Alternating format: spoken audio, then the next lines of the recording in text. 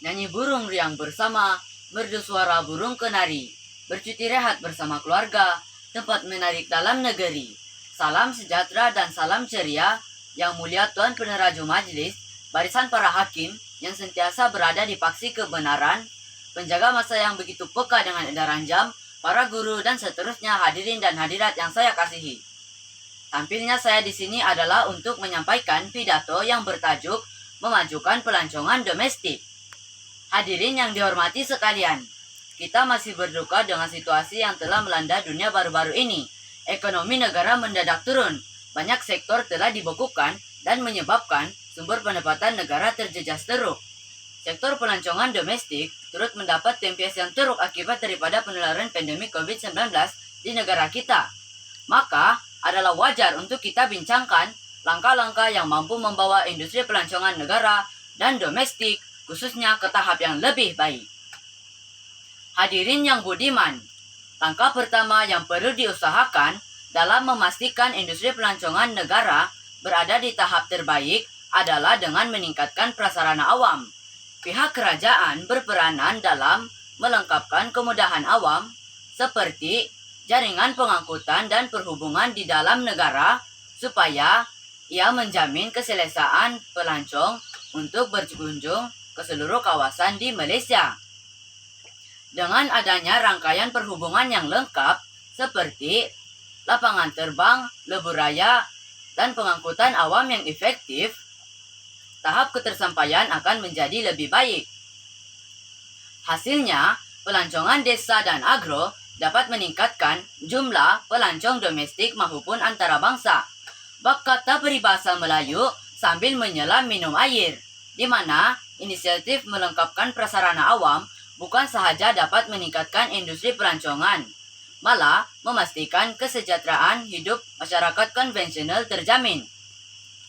Saudara-saudari yang dihormati sekalian, seiring dengan langkah di atas, industri pelancongan akan bertambah maju sekiranya pihak berkuasa mengukuhkan tahap keselamatan dalam negara. Mutakhir ini, berbagai kes jenayah seperti kes penculikan, ragut, dan rompakan telah memenuhi dada-dada akhbar serta menjadi berita utama di televisyen. Senario ini akan menimbulkan kebimbangan para pelancong. Pihak berkuasa hendaklah melaksanakan inisiatif keselamatan negara yang lebih menyeluruh.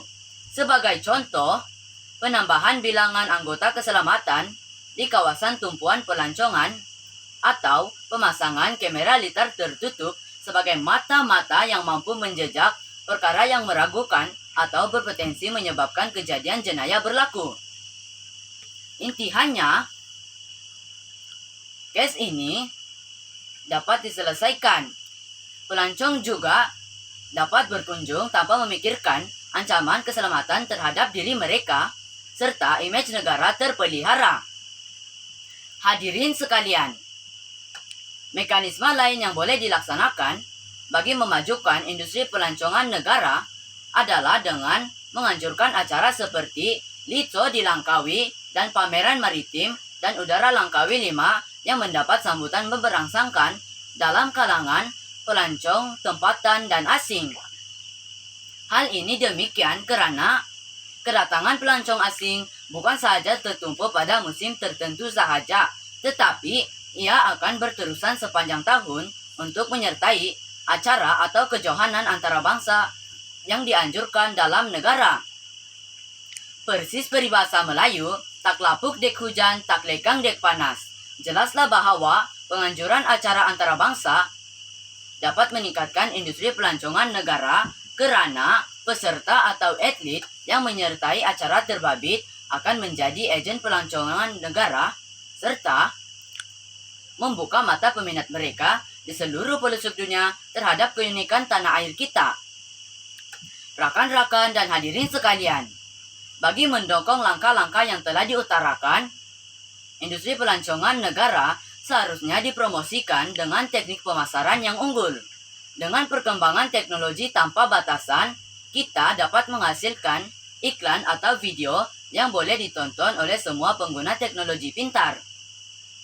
Sebagai contoh, hasil produk dan tenaga kerja penyiaran tempatan saluran Go Asian telah berjaya memaparkan kecantikan dan keunikan kawasan pelancongan di dalam negara ke pasaran dunia. Pendekatan menggunakan personality atau selebriti untuk menikmati aktiviti pelancongan di tempat-tempat tertentu merupakan formula terbaik dalam menarik perhatian pelancong.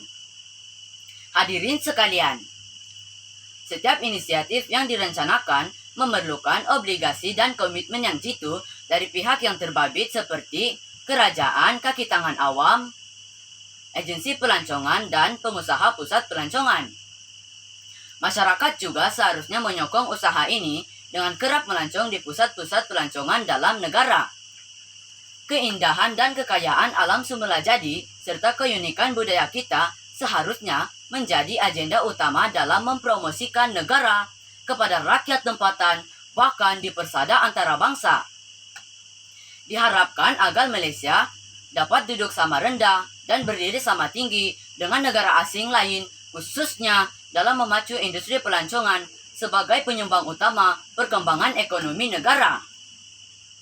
Mari bersama berganding bahu memajukan sektor pelancongan domestik. Sekian sahaja pidato saya pada kali ini.